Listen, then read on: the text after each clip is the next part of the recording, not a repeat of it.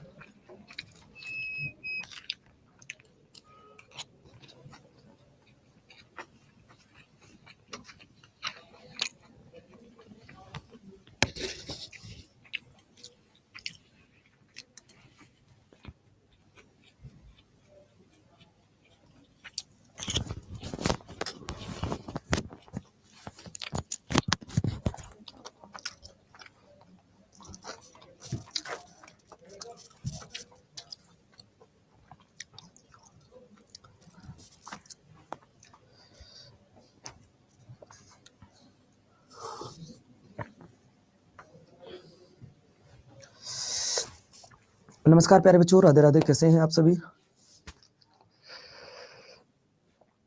कैसे हैं बच्चों आप?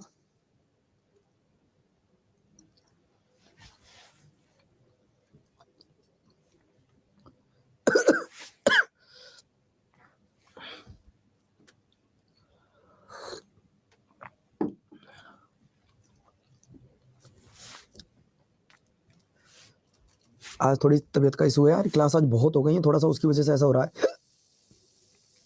चलो तो दोस्तों, जैसा कि आप सभी को पता है, आज मैं आपको क्या क्या कराने वाला हूं, पहले सुनो। आज मैं आपको क्या कराने वाला हूं, जैसा कि कल आप लोगों की डिमांड थी सर कराने वाले क्या क्या है, पहले सुन लीजिएगा।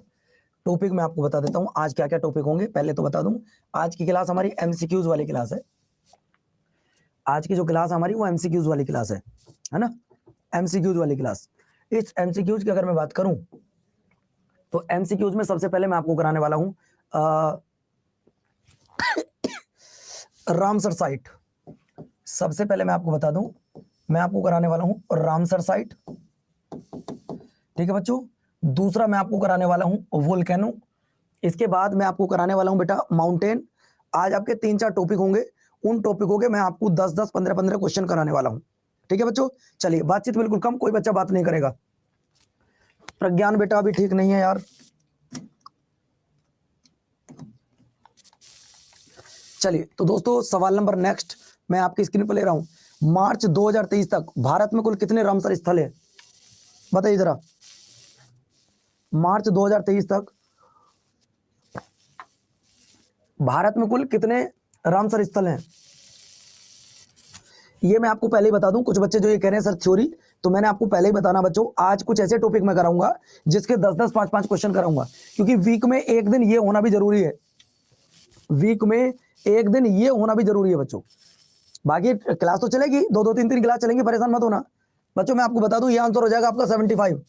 आंसर हो जाएगा आपका 75, बिल्कुल एकदम करेक्ट आंसर हो जाएगा। जिन बच्चों का पेपर है वो पेपर से पहले जो मैं क्लास एक्स्ट्रा लेने वाला हूं,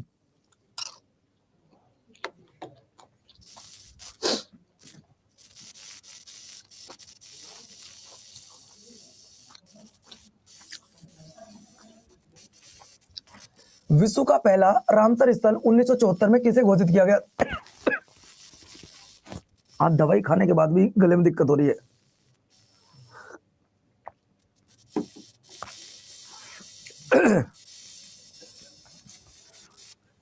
मैंने गले में दवाई डाली, उससे भी फिर आज कंटिन्यू प्रॉब्लम हो रही है। सन 1974 में जो रामसर स्थल घोषित किया गया वो किसे किया गया? तो बच्चों, अब कई सारे बच्चे ये पूछ रहे होंगे सर ये रामसर साइट क्या होती है, आपको मैं भी ये भी बताऊंगा, परेशान मत हो जाना बेटा। आपको मैं बता दूं, ये आपका जो है ये कोबर प्रायद्वीप ऑस्ट्रेलिया। आपको जाओ, सबसे ज्यादा रामसर स्थल किस देश में है? Which country has the maximum number of Ramsar site, बताइए बच्चों। ये मैंने नहीं पढ़ा है, इनके डायरेक्ट आपको एमसीक्यूज करा रहा हूं, बस बात खत्म। दोस्तों ये आपको मैं बता दूं, ये हो जाएगा आपका कहां पर, यूनाइटेड किंगडम में, यूनाइटेड किंगडम में। अरे मैं तो आज तुम्हारा टेस्ट ले रहा हूं बच्चों, ये पढ़ा कब रहा हूं, आप लोगों ने तो कहा कि कल एक टेस्ट ले लो भैया।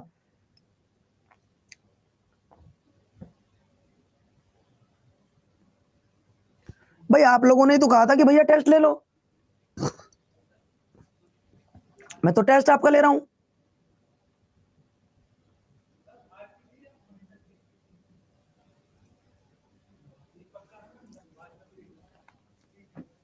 चलो भैया, बातचीत बिल्कुल बंद होनी चाहिए अब तुम्हारी। विश्व आर्द्र भूमि जिसे हम लोग बोलते हैं वेटलैंड, कब मनाया जाता है? विश्व आर्द्र भूमि दिवस कब मनाया जाता है? रामसर होता क्या है तो बाद में बताऊंगा, थोड़ा सा रुक जाओ जरा। आज पहले जो आपसे वादा किया कि 1 घंटे में आपको 80-90 क्वेश्चन करा दूं, और हाँ वो 1000 क्वेश्चन आपको कैसे मिलेंगे ये बात हो चुकी है, उनकी पीडीएफ बन रही है। 1 अक्टूबर को मिलेंगे बेटा आपको, वो 1 अक्टूबर को। तो भैया ध्यान रखिएगा, ये कब मनाया जाता है दोस्तों? ये मनाया जाता है आपका 2 फरवरी के दिन। कब? 2 फरवरी के दिन सेलिब्रेट किया जाता है, याद रखना। अगला देखो, भारत रामसर कन्वेंशन का हिस्सा कब बना? भारत, मैं इसके 20 सवाल आपको कराने वाला हूं, 20 सवाल, बात खत्म। अरे आज टेस्ट चल रहा है, टेस्ट कुछ भी पूछ सकता हूं मैं आपसे ज्योग्राफी में, बात खत्म होगी। क्या बात करते हो यार। अगला देखिए, भारत रामसर कन्वेंशन का हिस्सा कब बना था? तो कई सारे बच्चे कहेंगे सर जी ये कब बना था? ये बना था मेरे प्यारे साथियों 1982 में। कब बना था? 1982 में बना था। बात क्लियर हो गया? चलिए अगला देखो, रामसर कन्वेंशन एक अंतर सरकारी संधि है जो संरक्षण के लिए रूपरेखा प्रदान करती है। किसके लिए? किसके लिए तैयार करती है? तो दोस्तों मैं आपको बता देना चाहता हूं, देखिए आप लोगों को मैं इतना कहना चाहता हूं, जिनको नहीं पढ़ना वो घर जा सकते हैं। अगर आपको लग रहा हो कि पहले टॉपिक क्लियर करना है तो बेटा वो टॉपिक वाली क्लास पढ़ सकते हैं। आप लोगों ने कहा था कि ज्योग्राफी के कुछ वो क्वेश्चन करा दो जो पेपर में आते हैं, कल आप लोग बार बार बोल रहे थे इसलिए मैं ले गया हूं ये बैच। अरे मैं तो आज क्वेश्चन करा रहा हूं, मैं तो थ्योरी करा ही नहीं रहा। आप लोगों ने तो कहा था कि भैया टेस्ट ले लो ज्योग्राफी का।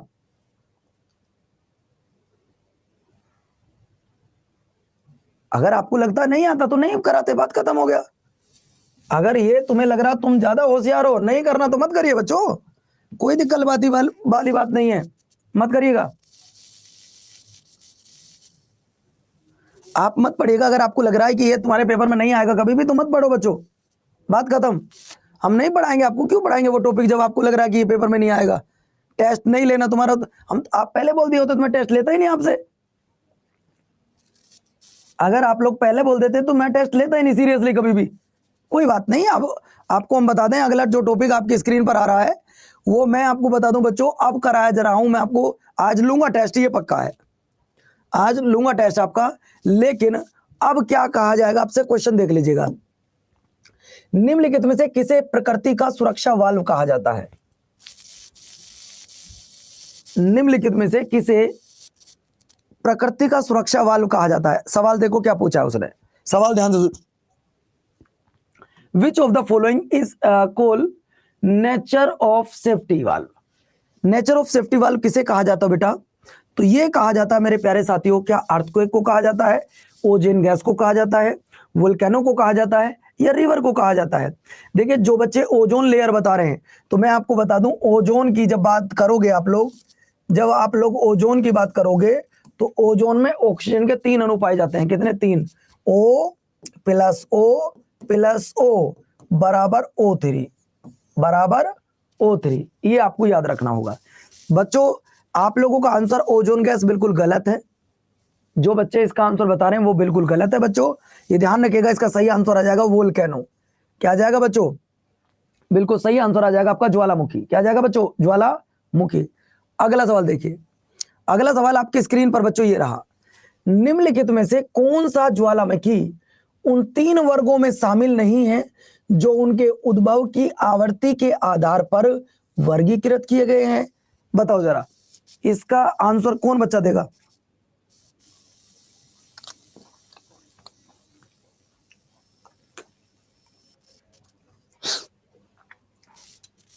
बोलो बच्चों, देखो ध्यान से सुनना, जो बच्चे समझने वाले हैं भाई उनको तो मैं कहूंगा वो अच्छी बात है। जो नहीं समझना चाहता, मैं तो कह रहा हूं आज ज्योग्राफी का टेस्ट था, आज मैं आपको चलो ठीक है वोल्केनो के सवाल करा देता हूं।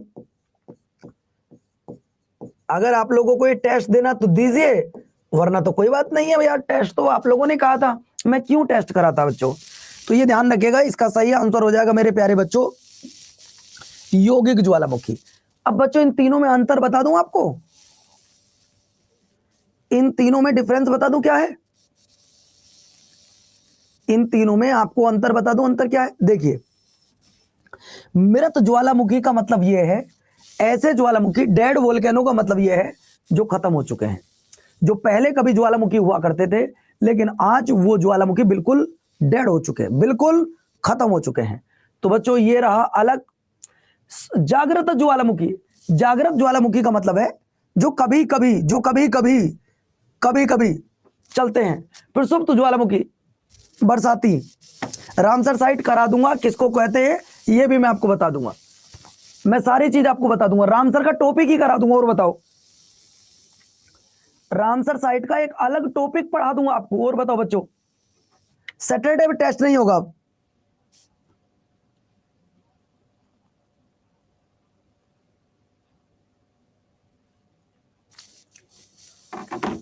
हो गया। अगला देखो, अगला ज्वालामुखी है, किस ज्वालामुखी में अक्सर उद्गार होता रहता है, वह कौन सा ज्वालामुखी है बच्चों। देखो, प्रसुप्त का मतलब कभी कभी, प्रसुप्त का मतलब डाउट क्लास सैटरडे होगी, डाउट क्लास सैटरडे होगी। तो मेरे प्यारे बच्चों प्रसुप्त ज्वालामुखी जो कभी कभी, कभी कभी। और बच्चों ध्यान रखना, जागृत का मतलब जो जागा हुआ है, जो जागा हुआ है, जागृत ज्वालामुखी, बिल्कुल सही आंसर आ जाएगा। अगला देखिए, किस ज्वालामुखी में ऐतिहासिक काल से उद्गार नहीं हुए। मतलब वो सवाल देखो ध्यान से सुनो, वो क्या कर रहा है, वो कर क्या रहा है। किस ज्वालामुखी में ऐतिहासिक काल से उद्गार नहीं हुआ है, मतलब वो काफी समय से चुप है। वो क्या है, जो ज्वालामुखी काफी समय से चुप है उसे क्या कहा जाता है भाई, जो खत्म हो चुका है। चुप कौन रहेगा, जो बिल्कुल खत्म हो चुका है बच्चों, जो क्या हो चुका है, जो बिल्कुल खत्म हो चुका है, डेड हो चुका है। भाई एक बात बताओ, अगर कोई इंसान एक दिन भी, बोलो एक घंटे भी, एक घंटे भी छोड़ो, एक मिनट भी यार, कितनी देर तक तुम सांस रोकोगे, 1 मिनट, 1.5 मिनट, 2 मिनट, 3 मिनट, अगर उसके बाद भी आप सांस रोके पड़े हो, इसका मतलब आप जीवित नहीं हो, इसका मतलब आप जीवित नहीं हो। चलिए अगला देखो बच्चों, सवाल नंबर नेक्स्ट क्या कहता है, एक सेकंड,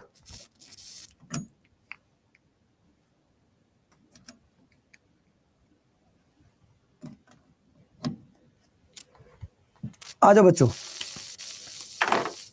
सवाल नंबर नेक्स्ट, सवाल नंबर नेक्स्ट, लंबे समय तक शांत रहने के पश्चात विस्फोट होने वाले ज्वालामुखी को क्या कहा जाता है। अब आप ध्यान से सुनो, अब आप ध्यान से सुनिएगा बच्चों, ये ध्यान रखना।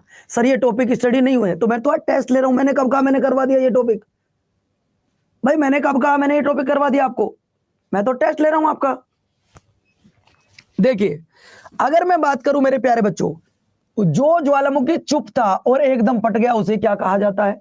लेकिन यार यहां मृत ज्वालामुखी तो आ नहीं सकता, मृत ज्वालामुखी तो आ नहीं सकता बेटा। इसका आंसर आ जाएगा क्या, सुसुप्त ज्वालामुखी, मतलब शांत पड़ा था, एकदम 100 मीटर की रेस लगा दी, एकदम क्या था, 100 मीटर की रेस लगा दी। बात क्लियर। चलिए, और हां ये भी ध्यान रखना मेरे प्यारे बच्चों, ये भी आप ध्यान रखना, मैं सैटरडे के दिन आपकी 2-2 घंटे की क्लास लूंगा, याद रखना बच्चों। मैं आपको बता देना चाहता हूं, मैं सैटरडे के दिन 2-2 घंटे की क्लास लूंगा आपकी, आपका जो टॉपिक बचा है ना उस सबको सैटरडे के दिन खत्म करेंगे। अगला देखिए, सवाल नंबर नेक्स्ट क्या कहता है, पृथ्वी की पपड़ी जिसे अर्थ क्रस्ट बोलते हैं कि ठोस चट्टानों के नीचे जो पिघला हुआ पदार्थ होता है, जो कभी कभी ज्वालामुखी के उद्गार के साथ धरती के ऊपरी तल पर आ जाता है, उसे क्या कहा जाता है। सवाल पढ़ो और आराम से बताओ जरा, पढ़ो और जब इसका जवाब दो बच्चों। आज मैंने आप सबके समक्ष एक सरप्राइज था कि मैं बच्चों से कुछ ऐसे सवाल पूछूंगा जो उन्हें आते होंगे, कुछ ऐसे होंगे जो नहीं आते होंगे, लेकिन आप लोग तो इतने डरपोक निकले, इतने डरपोक निकले कि बस पूछो ही मत। डर के क्लास से चले गए, कह रहे गुरुजी बकवास टेस्ट है, हमसे नहीं हो रहा है। अरे अगर एग्जाम में ऐसे कोई सवाल आ गए, क्या एग्जाम को छोड़ के चले आओगे? आप बताओ, अगर एग्जाम में कुछ टफ सवाल आ गए तो क्या एग्जाम को छोड़ के चले आओगे बच्चों? आप बताओ जरा, मैं आपसे पूछना चाहता हूं, अगर एग्जाम थोड़ा सा टफ आ गया, क्या एग्जाम को छोड़ दोगे? अरे आज मान लो तुम हिस्ट्री इसमें ज्योग्राफी के सवाल नहीं कर पा रहे, तो क्या क्लास छोड़ के जाना उचित था? मैं कल उन्हीं से मिलूंगा ना जिसने बोला था ये टेस्ट थोड़ा टफ है, बेकवास है। पंकज जी, कल आपसे जरूर मिलूंगा बच्चों, है ना? तो भैया उसे कहा जाता है मैग्मा। उसे क्या कहा जाता है? उसे कहा जाता है मेरे प्यारे साथियों magma. That's a very most important. अगला देखिए, आपको बताना मेरे प्यारे साथियों, पहले अश्रु की उत्पत्ति कब होती है? अरे मान लो तुम्हें नहीं भी आती, तुम्हें कोई चीज नहीं भी आती, तो उसे सीखने की कोशिश तो करो, उन्हें सीखने की कोशिश करो। आज नहीं आएगी कल आएगी। आज तो टेस्ट ले रहा हूं, मैंने कभी नहीं कहा आपसे कि ये मैं आज टॉपिक आपको पढ़ा दिया, मैं तो टेस्ट आपका ले रहा हूं। अगला देखिए, आप लोग कहते हो गुरुजी बहुत अच्छे से तुमने पढ़ाया, लेकिन आज सारी की सारा तुमने खराब कर दिया। ज्वालामुखी में जल वाष्प के अलावा मुख्य रूप से कौन सी गैस होती है? बता दो, सीजीएल के पेपर में आया हुआ सवाल है। बता दो, सीजीएल के पेपर में पूछा गया सवाल है।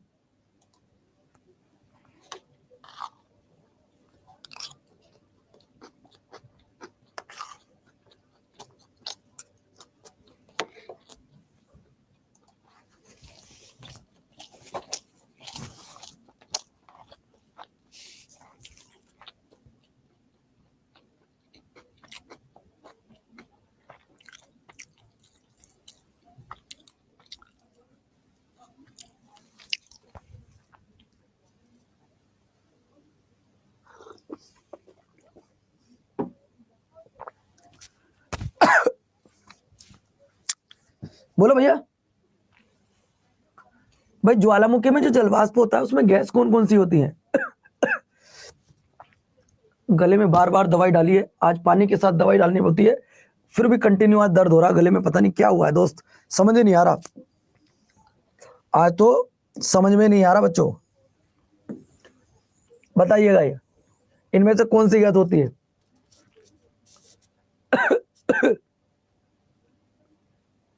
नहीं आ रही अभी वीडियो नहीं आ रही है? अभी भी नहीं आ रही आवाज?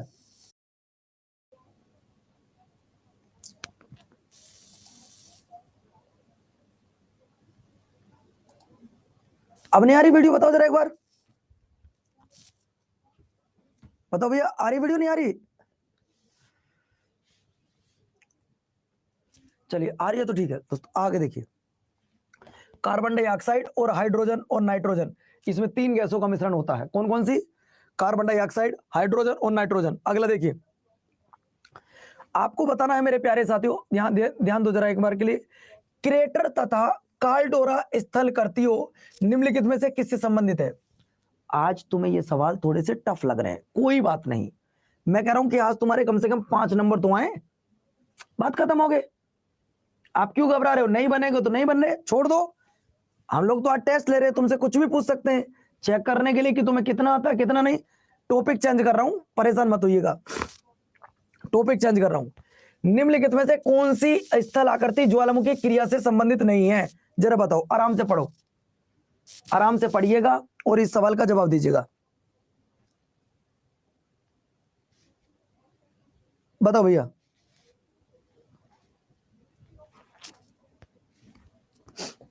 बोलो भैया।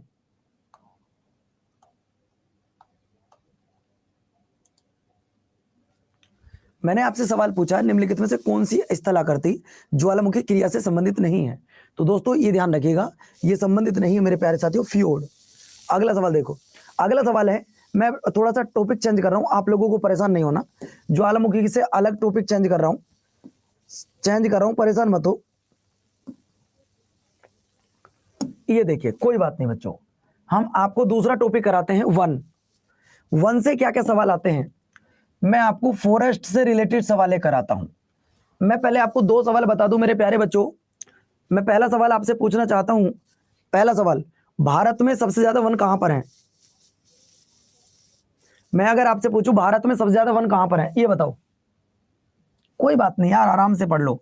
भारत में सबसे ज्यादा वन, भारत में सबसे ज्यादा वन कहां पर है, तो बच्चों आपका जवाब आएगा एमपी, है ना। दूसरा सवाल, भारत में सबसे कम वन कहां पर है? अगर मैं पूछ रहा हूं सबसे कम वन कहां पर है, तो आपका जवाब आएगा हरियाणा। बच्चों सबसे ज्यादा है आपके एमपी में, सबसे कम है आपके हरियाणा में, याद रखिएगा। सबसे ज्यादा एमपी में, सबसे कम हरियाणा में। लेकिन वो ये कहना चाह रहा है एग्जामिनर कि राष्ट्रीय वन नीति के अनुसार पर्यावरण की दृष्टि से देश में कम से कम कितने प्रतिशत वन होने जरूरी हैं? बता सकते हो क्या? देश में कितने प्रतिशत वन होने जरूरी हैं? तो दोस्तों हमारे देश में कम से कम 33% वन होने जरूरी हैं।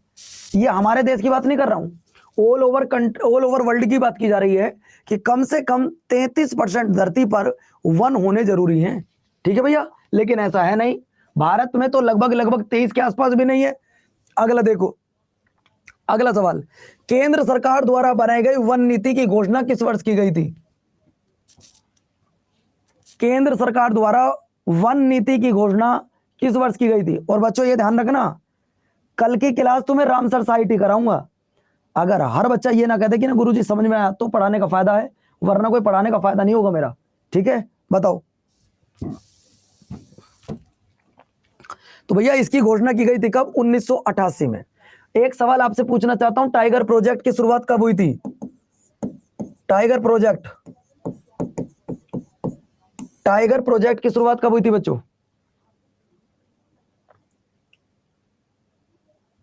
आराम से बताइएगा जरा, टाइगर प्रोजेक्ट की शुरुआत कब हुई थी? अगला सवाल देखो, अगला है भारतीय वन सर्वेक्षण विभाग का हेडक्वार्टर कहां पर है? भारतीय वन सर्वेक्षण विभाग का हेडक्वार्टर कहां पर है? मैंने आपसे कहा था कि मैं आज तुम्हें 4 टॉपिक कराऊंगा और 4 टॉपिक के 15-15 सवाल कराने वाला हूं, हर टॉपिक के 4 सवाल। तो आज आप 60 नए क्वेश्चन सीखते, न्यू क्वेश्चन। आज आप 60 न्यू क्वेश्चन सीखते, लेकिन तुम तो डर गए, तुम तो पहले ही डर गए बच्चों, फिर क्या फायदा पढ़ाने से। भारतीय वन सर्वेक्षण विभाग का जो हेडक्वार्टर है, तो बच्चों ये है आपका देहरादून में। कहां पर है? देहरादून में भैया। क्या देहरादून किसी स्टेट की राजधानी है? क्या देहरादून किसी स्टेट की कैपिटल है? सर बिल्कुल है। किसकी है? उत्तराखंड की है। बहुत बढ़िया। अगला सवाल देखो बच्चों, सवाल नंबर नेक्स्ट, भारत में वन अनुसंधान संस्थान कहां है?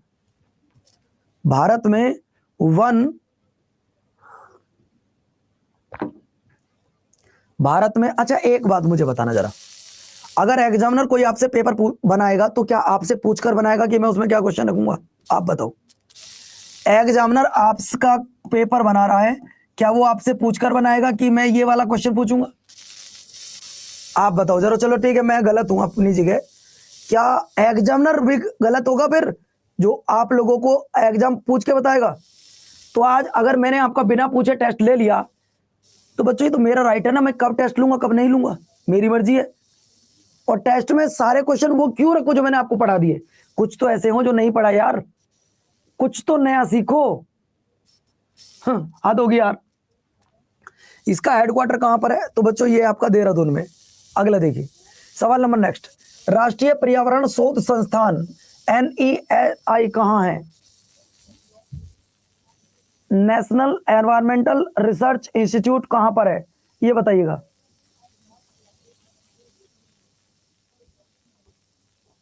गलती तो मेरी है बच्चों कि मैं आज आपका टेस्ट ले रहा हूं, मैं आपको 1000 क्वेश्चन बिल्कुल फ्री दे रहा हूं। गलती तो मेरी है ना, मैं आपको 10 मॉक टेस्ट फ्री दे रहा हूं, गलती मेरी है। क्यों? आपको मैं अपना भाई जैसा मानता हूं, बहन जैसी मानता हूं। सिर्फ ये सुनने के लिए कि टेस्ट क्यों ले लिया, ये सुनने के लिए कि बेवकूफ टेस्ट है, ये सुनने के लिए टेस्ट अच्छा नहीं है, ये सुनने के लिए हम पे हो नहीं रहा है ये। अगला देखो, कोई बात नहीं बच्चों, भारत में वृक्षारोपण उत्सव जिले में वन महोत्सव के नाम से जाना जाता है, किसको? वन महोत्सव के रूप में किसको माना जाता है?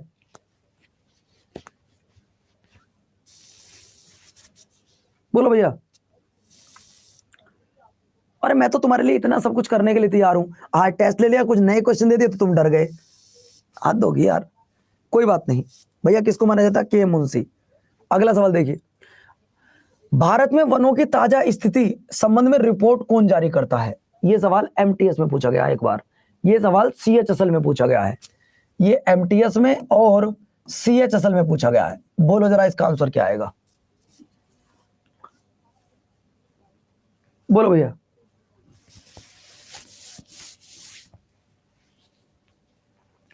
तो दोस्तों ये ध्यान रखिएगा, ये जारी करता है आपका भारतीय वन सर्वेक्षण विभाग देहरादून, देहरादून करता है। अगला देखो बच्चों, देहरादून स्थित फॉरेस्ट सर्वे ऑफ इंडिया द्वारा कितने वर्ष के अंतराल पर वन रिपोर्ट जारी की जाती है? यह सवाल लोअर पीसीएस में पूछा गया बेटा, ये सब। अच्छा एक बात और सुनो, अगर मैं आपसे पूछता कि बताइए भारत का एरिया कितना, तो आप कहते गुरुजी बहुत अच्छा पढ़ाते हैं, जबरदस्त सवाल हमने कराए। अरे यार वो तो आपको पता ही है, तो जो चीज पता उसको तो छोड़ दो ना यार, जो चीज पता उसको तो छोड़ दो। दोस्तों ये हर 2 साल बाद, हर 2 साल बाद आपकी रिपोर्ट होती है, 3 साल में गलत है बच्चों। अगर मैं आपसे पूछूं ओलंपिक खेल कितने साल बाद होते हैं? 4 साल बाद। वन रोपण प्रक्रिया क्या होती है? वन रोपण प्रक्रिया क्या होती है?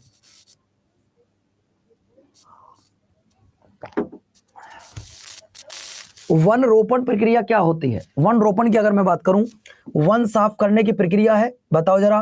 पेड़ लगाने की प्रक्रिया है, पेड़ काटने की प्रक्रिया है, वन संसाधनों को एकत्रित करने की प्रक्रिया है। तो दोस्तों ये ध्यान रखिएगा, ये आपके पेड़ लगाने की प्रक्रिया है। जीवन में हर इंसान को कम से कम 5 पेड़ लगाने चाहिए। एक व्यक्ति को अपने जीवन में कम से कम 5 पेड़ लगाने चाहिए बच्चों। आप लोग भी मेरी इस बात को मानिएगा, और अपने घर के आसपास या कहीं बाहर, आप कहीं भी जा रहे हैं, हॉस्टल में, पीजी में, या कहीं अपना कोई काम कर रहे हैं, तो 5 पेड़ जरूर लगाना एक जीवन में, ठीक है भैया। अगला देखिए सवाल नंबर नेक्स्ट, भारत में कुल वन और वृक्ष आच्छादित क्षेत्र कितना है? इस सवाल को आप लोग पढ़ लीजिएगा बच्चों। मैंने कितने पेड़ लगाए मुझे आज तक खुद नहीं पता, मैंने आज तक कितने पेड़ लगाए मुझे खुद नहीं पता बच्चों, क्योंकि मैं इस काम को बहुत ज्यादा कराता हूं। क्यों? मैं बेटा एनसीसी का कैडेट रहा हूं, एनसीसी का सी सर्टिफिकेट मैंने किया है, नेशनल कैडेट कोर का सीनियर कैडेट रहने के नाते मुझे ये बातें सिखाई गई थी वहां पर, और मैंने ये काम किए भी थे, है ना। तो मैंने बहुत पेड़ लगाए और लगाने भी चाहिए। तो भैया कुल एरिया कितना है? तो कुल एरिया है आपका, ये देख लो भैया, ठीक है। अगला देखो सवाल नंबर नेक्स्ट आपकी स्क्रीन पर, भारत के कुल भौगोलिक क्षेत्रफल। आप दोस्तों ध्यान देना, भारत का कुल भौगोलिक क्षेत्र कितना है? 3,32,87,263 वर्ग किलोमीटर। इसमें से वन कितने क्षेत्र पर है? देखिए अगर हम वातावरण सही रखना चाहते हैं तो हमें मेरे प्यारे बच्चों 33% वन होने चाहिए। कितने? 33%। लेकिन भारत में कितने परसेंट वन है? सवाल ये है बेटा, मैं एनसीसी का सी सर्टिफिकेट होल्डर हूं, मैंने सी सर्टिफिकेट पास कर लिया है, और वो अब नहीं किया, 2012 में किया था। 71 यूपी बीएन एनसीसी मेरठ, ठीक है। तो बच्चों मैं आपको बताना चाहता हूं एनसीसी के बहुत जगह फायदे हैं।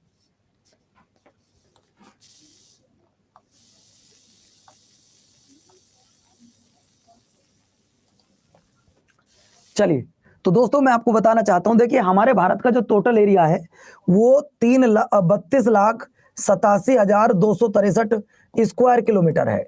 इसमें से हमें 33% पे वन होने चाहिए थे, तो आप इसका 33% निकाल लेते। लेकिन भारत में 33% पर वन है नहीं, हमें रखने चाहिए, लेकिन भारत में मात्र और मात्र 24%, वैसे 24% के आसपास भारत में वन है, याद रखना।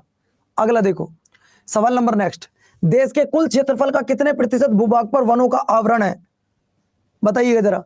तो भैया आपका जवाब आएगा सर जी लगभग 21-21.5% के आसपास, है ना। सवाल नंबर नेक्स्ट देखो, पश्चिमी हिमालय संसाधन, एक मिनट बच्चों, एक सेकंड। वन आच्छादित क्षेत्रों का विस्तार पाया जाता है। ओके, वन और वृक्ष। देखिए अब आप लोग इसमें थोड़ा सा कंफ्यूज समझ लीजिएगा, उसमें पूछा है वन प्लस वृक्ष, इसमें पूछा है वन, कभी आपको दोनों अलग अलग हैं। ये लगभग लगभग 24% है, ये लगभग लगभग 21% है, याद रखना दोस्तों। अगला देखिए सवाल नंबर नेक्स्ट, पश्चिमी हिमालय संसाधन प्रदेश के प्रमुख संसाधन कौन कौन से हैं, बताइएगा। तो दोस्तों ये ध्यान रखना, ये आपका हो जाएगा लगभग लगभग वन आपका। अगला देखिए, देश में सबसे ज्यादा वन किस क्षेत्र में पाए जाते हैं, ये तो हर बच्चा बता सकता है। देश में सबसे ज्यादा वन कहां पाए जाते हैं, ये तो हर बच्चा बता सकता है। ये पीडीएफ में अपलोड कर रहा हूं, जरा आप सब ले लीजिएगा। मैं पीडीएफ अपलोड कर रहा हूं, 1 मिनट रुक जाओ बस।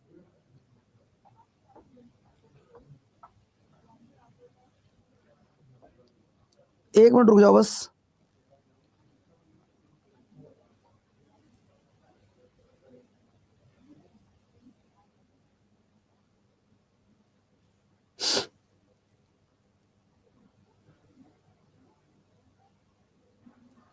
थोड़ी देर में अभी आपको पीडीएफ मिल जाएगी बेटा, कल वाली मिल चुकी है, आज वाली अभी आपको मिल जाएगी, है ना। तो दोस्तों ध्यान रखना, सबसे ज्यादा एमपी में है, और सबसे कम की अगर बात करता हो, सबसे कम आपका बेटा ध्यान रखना वो कहां पर है,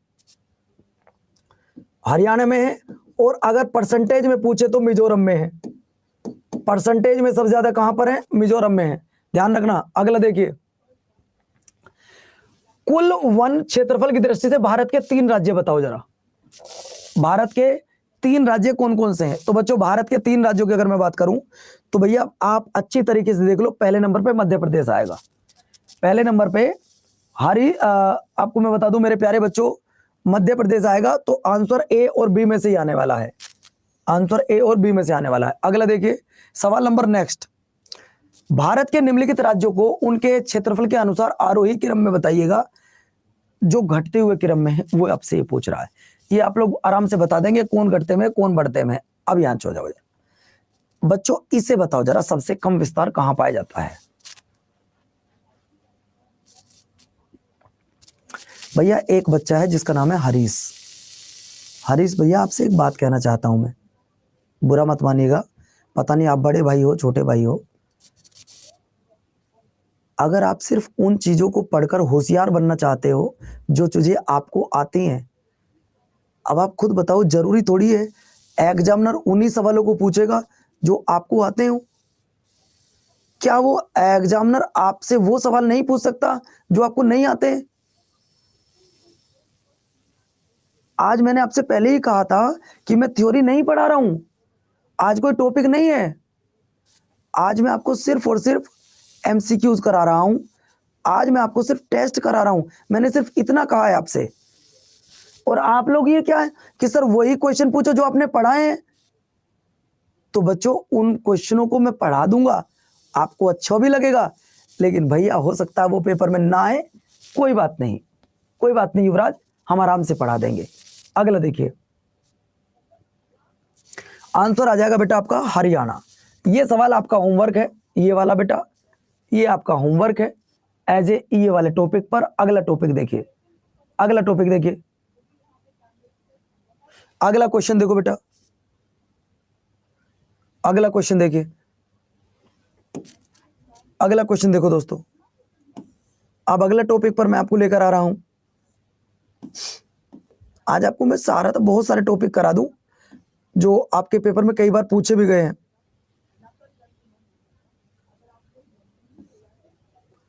एक मिनट वेट करो।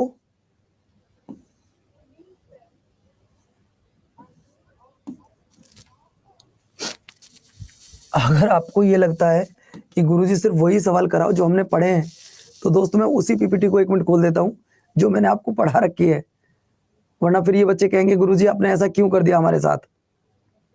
1 मिनट रुक जाओ, अब आप देखना कितनी जल्दी ये बच्चे जवाब देंगे, ये बच्चे कितनी जल्दी जल्दी जवाब देंगे और कहेंगे गुरुजी बहुत अच्छा पढ़ा रहे हो। देखना जरा, जो टॉपिक मैंने पढ़ाया उसी के क्वेश्चन आपसे पूछूंगा ना, तो आप सब कितनी जल्दी जल्दी जवाब दोगे, खुश रहोगे आप। ये देखो जरा, आप कहोगे गुरुजी अब तो हमारे आनंद आ गए, जो आपने पढ़ाया था आपने उनसे सवाल पूछ लिए, हम तो खुश हो गए। हम आपसे 10 झील पूछूंगा, गारंटी की बात है 10 के 10 ठीक बताओगे आप 10 के 10 ठीक पढ़ाओगे,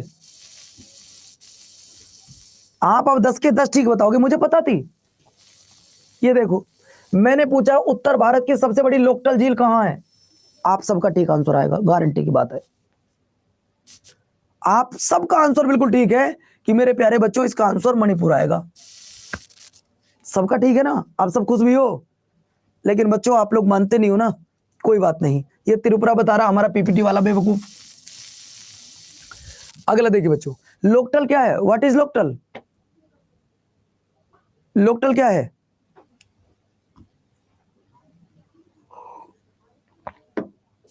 देखो कितने खुश हैं, हर बच्चा जवाब दे रहा है। और उस पीपीटी को लगता है गुरुजी हमको नहीं पता, हमको नहीं पता, दिक्कत कर रहे थे। तो दोस्तों लोकटल क्या है? लोकटल एक झील है, मणिपुर में पड़ती है। अगला देखिए सवाल नंबर नेक्स्ट, चिल्का झील कहां पड़ती है बच्चों? अब तुम खुश होने वाले हो हर बच्चा।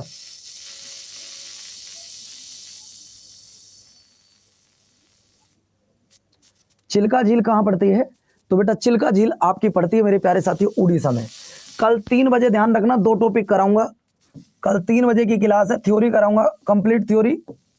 उसके बाद एमसीक्यूज कराऊंगा। पहले आपको रामसर साइट ही कराऊंगा बेटा, याद रखना, कभी आपका गुरुजी टॉपिक छोड़ दिया, पहले रामसर साइट ही कराऊंगा, ठीक है। अगला देखिए, अगला सवाल है खारे पानी की सांबर झील कहां पर है?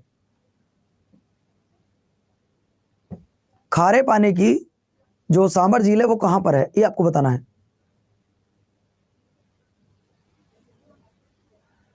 खारे पानी की जो सांबर झील है ये कहां पर है? सर ये आपके राजस्थान में है। ये कहां पर है?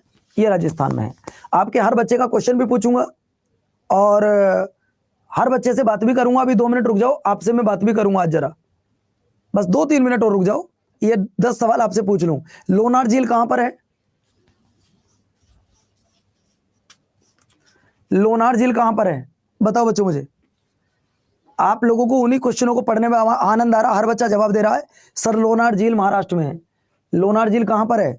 ये महाराष्ट्र में है। हर बच्चा बिल्कुल सही जवाब दे रहा है। लोनार झील कहां पर है? महाराष्ट्र में है। अगला देखो भैया, निम्नलिखित में से कौन सा गलत है, जरा बताना। कौन सा सुमोलित नहीं है, ये आपको बताना है। अच्छा एक बात बताओगे, आप में से कोई ऐसा बच्चा है क्या जो कल या परसों में बैच में जुड़ा हो, जो आज या कल बैच में जुड़ा हो? कोई ऐसा बच्चा है जो आज या कल में आया हो? मैं बता रहा हूं उसे क्लास समझ में नहीं आएगी, याद रखना। जो बच्चा या तो आज आया हो या कल आया हो, उसे क्लास समझ में नहीं आएगी। उसे क्लास तब समझ में आएगी जब टॉपिक आपका कल से स्टार्ट होगा, जब आपका टॉपिक कल स्टार्ट होगा। आज तो टेस्ट था, है ना। तो दोस्तों मैं आपको बता दूं, ये आपका लोनार झील महाराष्ट्र में है। कहां पर है? लोनार झील आपकी महाराष्ट्र में है। अगला देखिए, अगला सवाल आपकी स्क्रीन पर ये रहा, नगिन झील कहां पड़ती है? तो नगिन झील आपने बता रखी है गुरुजी। नगिन झील की अगर मैं बात करता हूं तो नगिन झील आपके जम्मू कश्मीर में है। जम्मू कश्मीर भारत का मेरे प्यारे बच्चों यूनियन टेरिटरी बन चुका है। क्या बन चुका है? ये आपका यूनियन टेरिटरी बन चुका है। क्या आप मुझे बताओगे जम्मू कश्मीर यूनियन टेरिटरी कब बना?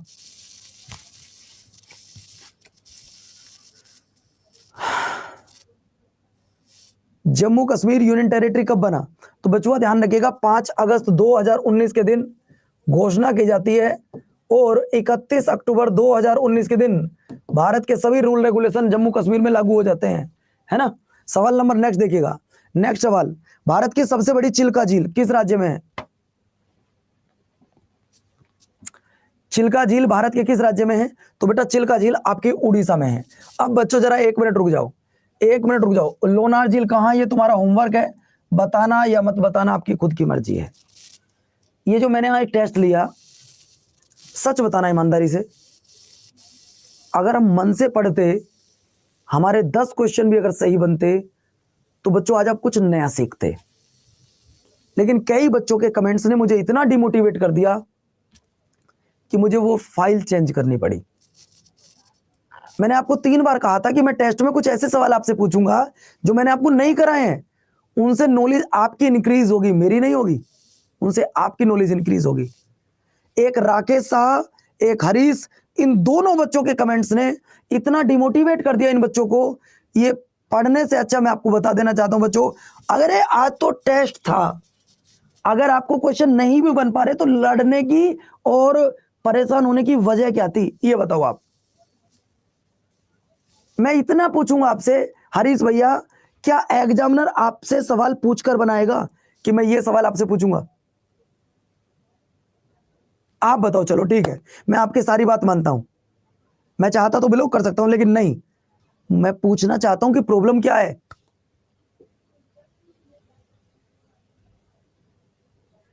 आपसे मैंने ये कहा था कि सिलेबस कंप्लीट नहीं होगा तो मैं 2 घंटे क्लास एक्स्ट्रा लूंगा, नहीं होगा तो मेरे प्यारे बच्चों और भी तुम्हारे लिए कुछ एक्स्ट्रा एफर्ट लगाऊंगा, नहीं हो पाएगा तो बच्चों आपको मैं बता दूं बहुत सारी चीजें मैं एक्स्ट्रा कराने वाला हूं। जैसे सैटरडे के दिन मैं आपको 2 घंटे की एक्स्ट्रा क्लास लूंगा, सैटरडे के दिन मैं आपकी 2 घंटे की एक्स्ट्रा क्लास लूंगा। आज मैं आपको देखो मैं क्या कराने वाला था, मैं आज आपको भूकंप के क्वेश्चन जो एग्जाम में आते हैं, क्यों AA के एग्जाम की डेट हो गई है, AA के एग्जाम की डेट आ गई है, तो मैंने कि यार 20 सवाल करा देता हूं बच्चों को जो पेपर में आए हुए हैं प्रीवियस ईयर, समझ रहे हो ना, प्रीवियस ईयर में। इसके बाद मैंने सोचा यार भूकंप हो गया, ज्वालामुखी के मैं 20 सवाल करा देता हूं बच्चों जो पेपर में आए हुए हैं पुराने पेपरों में।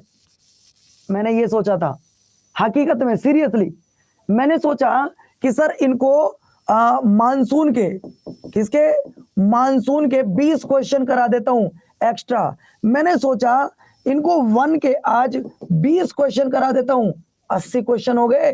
और बेटा 20 क्वेश्चन मैं कराता आपको रामसर साइट के, इसके रामसर साइट के। कुल आपको आज 100 न्यू क्वेश्चन मिल जाते, 100 न्यू क्वेश्चन मिल जाते और आपकी तैयारी हो जाती। आप सच बताओ कि इससे आपका फायदा होता या मेरा फायदा होता? मैंने आज ये सोचा था सीरियसली कि आपके एग्जाम की डेट आ गई है, तो मान लो अगर सिलेबस किसी कारणवश कंप्लीट नहीं भी हो पाया तो इनको प्रीवियस ईयर क्वेश्चन दे दो। ये प्रीवियस ईयर भूकंप, वोल्केनो 1 नंबर पक्का आएगा, ज्वालामुखी 1 नंबर, सॉरी अर्थक्वेक 1 नंबर पक्का, वोल्केनो 1 नंबर पक्का, भाई साहब मानसून 1 नंबर पक्का, फॉरेस्ट 1 नंबर पक्का। मैंने सोचा ये बच्चे घर पे जाके पढ़ लेंगे, मैं इनको मात्र आज 100 क्वेश्चन दे दूंगा। आज अपने सारा का सारे बच्चों का डिस्टर्ब कर दिया, कोई बात नहीं। मैं अब आपको सैटरडे के दिन 2 घंटे की क्लास लूंगा, ध्यान से सुन लो। कल भी आपकी 1.5 घंटे की क्लास रहेगी, कल आपकी 1.5 घंटे की क्लास रहेगी और पूरी थ्योरी चलेगी, बात खत्म, ठीक है? थ्योरी की क्लास चलेगी कल, है ना? चलिए, तो इन क्वेश्चनों की पीडीएफ मैं आपको लगा रहा हूं अभी, इन क्वेश्चनों की पीडीएफ मैं आपको अभी लगा रहा हूं। लेकिन आपसे एक रिक्वेस्ट है, इन सारे क्वेश्चनों को जो मैं आपको ये 100 क्वेश्चन दे रहा हूं इनको याद कर लेना। मैं कल आपसे इनको सुनूंगा, मैं कल आपसे इन 100 क्वेश्चनों को सुनूंगा, 20 भूकंप के, 20 अर्थक्वेक के, 20 वोल्केनो के, 20 मानसून के, 20 फॉरेस्ट के, 20 रामसर साइट के। क्या आप इन 100 क्वेश्चनों को सुना दोगे? बोलो भैया, क्या आप मुझे कल इन 100 क्वेश्चनों को सुना दोगे? अगर मैं पीडीएफ अभी दे दूं आपको, सुना दोगे? पक्का। तो कल मैं आपसे 100 क्वेश्चन सुनूंगा, कल मैं आपसे 100 क्वेश्चन सुनूंगा। आज के लिए इतना ही रखता हूं, कल फिर मिलूंगा आपको। और बच्चों कल मुझे आप ये 100 क्वेश्चन जरूर सुनाइएगा जिनका पेपर आ गया। कौन कौन सा? AA का, स्टेनो का, CPO का और आपका CGL का, ये चारों एग्जाम अगर तुम्हारा है किसी का, बेटा इन्हें पढ़ के जाना। अगर कल पेपर में क्वेश्चन आए ना तब मुझसे कहना गुरुजी तो वही आ गया जो आपने पढ़ाए थे। ध्यान रखना बच्चों, ठीक है? नमस्कार, धन्यवाद, जय हिंद।